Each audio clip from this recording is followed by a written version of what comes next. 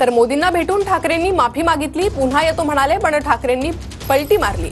एकनाथ शिंदेंनी विधान परिषदेत हा दावा केलेला आहे। शिंदेंच्या दाव्यावर उद्धव ठाकरेंनी देखील टोला लगावत पलटवार केला। यांचे प्रमुख पण मोदी साहेबांना जाऊन भेटले, मला माफ करा। मोदी साहेबांना भेटले, मला म्हणाले आम्ही पुन्हा येतो।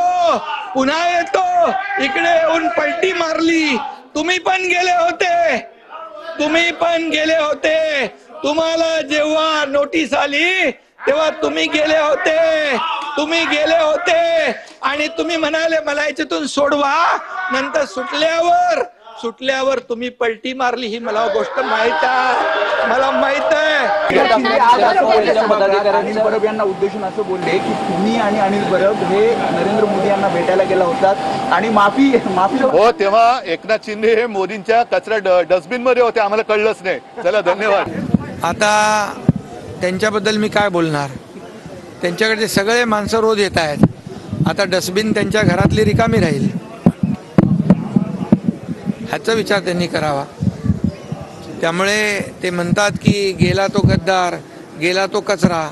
मग आता की काय त्यांच्याकडे आता मला वाटत नाही की त्यांनी आत्मचिंतन केलं पाहिजे, आत्मपरीक्षण केलं पाहिजे।